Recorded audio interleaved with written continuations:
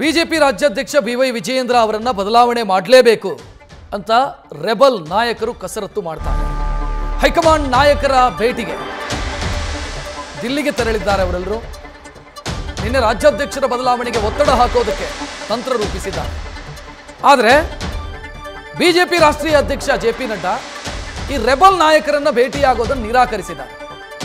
Rebel ನಾಯಕರನ್ನ ಭೇಟಿ ಮಾಡದೆ ಜೆ.ಪಿ. ನಡ್ಡಾ ಏನು ಮೆಸೇಜ್ ಕೊಟ್ಟರು ಅನ್ನುವಂಥ ಪ್ರಶ್ನೆಯೂ ಕೂಡ ಇಲ್ಲಿ ಮೂಡ್ತಾ ಇದೆ. ಬಗ್ಗೆ ಹೆಚ್ಚಿನ ಡೀಟೇಲ್ ನೀಡೋದಕ್ಕೆ ನಮ್ಮ ಪ್ರತಿನಿಧಿ ಮಧುಸೂದನ್ ನೇರ ಸಂಪರ್ಕದಲ್ಲಿ. ಮಧುಸೂದನ್ನ ಭೇಟಿ ಆಗಿಲ್ಲ ಅಂತಂದ್ರೆ ಜೆ.ಪಿ. ನಡ್ಡಾ ಅವರು ಕೊಟ್ಟಿರುವಂಥ ಸಂದೇಶ ಏನು? ರಕ್ಷತ್, ನಿಜಕ್ಕೂ ಎಲ್ಲೋ ಒಂದ್ ಕಡೆ ಬಿಜೆಪಿ ರಾಜ್ಯಾಧ್ಯಕ್ಷರ ಬದಲಾವಣೆ ರಾಜ್ಯದಲ್ಲಿ ಬಹಳ ಪ್ರಮುಖವಾದಂತಹ ಪಾತ್ರವನ್ನು ವಹಿಸ್ತಾ ಇದೆ. ನಿರ್ಣಾಯಕ ಹಂತವನ್ನ ಕೂಡ ತಲುಪಿದೆ. ಈಗಾಗಲೇ ರಾಜ್ಯದಲ್ಲಿ ಬಿಜೆಪಿ 39 ಸಂಘಟನಾತ್ಮಕ ಜಿಲ್ಲೆಗಳ ಪೈಕಿ 23 ಜಿಲ್ಲೆಗಳಲ್ಲಿ ಜಿಲ್ಲಾಧ್ಯಕ್ಷರ ಆಯ್ಕೆಯನ್ನ ಕೂಡ ಮಾಡಿದೆ. ಇದರ ಮುಂದುವರೆದ ಭಾಗವಾಗಿ 39ರಲ್ಲಿ 23 ಆದ್ಮೇಲೆ ಬಾಕಿ ಇರೋ ಅಂತ ಒಂದಷ್ಟು ಜಿಲ್ಲೆಗಳಿಗೆ ಸಂಘಟನಾತ್ಮಕವಾಗಿ ಏನು ಜಿಲ್ಲಾಧ್ಯಕ್ಷರುಗಳನ್ನ ಆಯ್ಕೆ ಮಾಡಬೇಕೋ ಆ ಒಂದು ಪ್ರಕ್ರಿಯೆ ಇನ್ನೂ ನಡೀತಾ ಇದೆ. ಇನ್ನು ಬಿವೈ ವಿಜಯೇಂದ್ರ ಅವರು ನೇರವಾಗಿ ಶಿವಮೊಗ್ಗದಲ್ಲಿ ಮಾಧ್ಯಮಗಳ ಮುಂದೆ ಮಾತನಾಡಿದಾಗ ಮುಂದಿನ ಒಂದು ವಾರದಲ್ಲಿ ಎಲ್ಲ ಗೊಂದಲಕ್ಕೂ ಕೂಡ ತೆರೆ ಬೀಳುತ್ತೆ. ಮುಂದಿನ ಒಂದು ವಾರದಲ್ಲಿ ಎಲ್ಲವೂ ಕೂಡ ಸ್ಪಷ್ಟವಾದಂತಹ ಚಿತ್ರಣ ಬಿಜೆಪಿಯಲ್ಲಿ ಇರುತ್ತೆ. ಮನೆಯೊಂದು ಮೂರು ಬಾಗಿಲು ಅನ್ನೋ ಒಂದು ವಾತಾವರಣ ಖಂಡಿತವಾಗ್ಲೂ ಬಿಜೆಪಿಯಲ್ಲಿ ಇರಲ್ಲ. ಎಲ್ಲವನ್ನ ಕೂಡ ಹೈಕಮಾಂಡ್ ನಾಯಕರು ಸರಿಪಡಿಸೋರು ಇದ್ದಾರೆ ಅನ್ನೋ ಹೇಳಿಕೆ ಕೊಟ್ಟಂತ ಬೆನ್ನಲ್ಲೇ ನೇರವಾಗಿ ಬಿಜೆಪಿಯಲ್ಲಿ ರಾಜ್ಯಾಧ್ಯಕ್ಷ ಬಿವೈ ವಿಜಯೇಂದ್ರರ ವಿರುದ್ಧ ಬಣ ದೆಹಲಿಯತ್ತ ಪ್ರಯಾಣವನ್ನು ಬೆಳೆಸಿದೆ.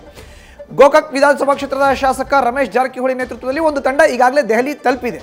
ಅವರು ಬಿಜೆಪಿ ರಾಷ್ಟ್ರೀಯ ಅಧ್ಯಕ್ಷ ಜೆ.ಪಿ. ನಡ್ಡಾರನ್ನ ಭೇಟಿ ಮಾಡಬೇಕಾಗಿತ್ತು ನಿನ್ನೆ ಸಾಯಂಕಾಲ.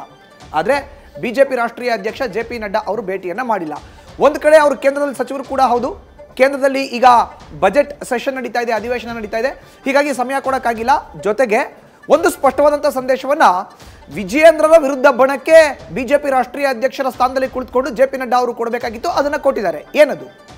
ಯಾವುದೇ ಕಾರಣಕ್ಕೂ ರಾಜ್ಯದಲ್ಲಿ ಬಿಜೆಪಿ ರಾಜ್ಯಾಧ್ಯಕ್ಷರ ಬದಲಾವಣೆ ಇಲ್ಲ. ಯಥಾವತ್ತಾಗಿ ಬಿವೈ ವಿಜಯೇಂದ್ರ ಅವರೇ ಬಿಜೆಪಿ ರಾಜ್ಯಾಧ್ಯಕ್ಷರಾಗಿ ಮುಂದುವರಿತಾರೆ. ಆ ಸ್ಥಾನವನ್ನು ಭರ್ತಿ ಮಾಡ್ತಾರೆ. ಅದರಲ್ಲಿ ಯಾವುದೇ ಸಂದೇಹ ಬೇಡ ಅನ್ನೋ ಒಂದು ಸ್ಪಷ್ಟವಾದಂಥ ಸಂದೇಶವನ್ನು ಕೊಡಬೇಕಾಗಿತ್ತು. ಹೀಗಾಗಿ ಅವರು ನಿನ್ನೆ ಯಾರನ್ನೂ ಭೇಟಿ ಮಾಡಿಲ್ಲ. ಇನ್ನು ಇವತ್ತು ಯತ್ನಾಳ್ ಜೊತೆಗೆ ಒಂದಷ್ಟು ಮಂದಿ ನೇರವಾಗಿ ದೆಹಲಿಯತ್ತ ಪ್ರಯಾಣವನ್ನು ಬೆಳೆಸ್ತಾ ಇದ್ದಾರೆ ಅನ್ನೋ ಒಂದು ಮಾಹಿತಿ ಇದೆ ರಕ್ಷತ್.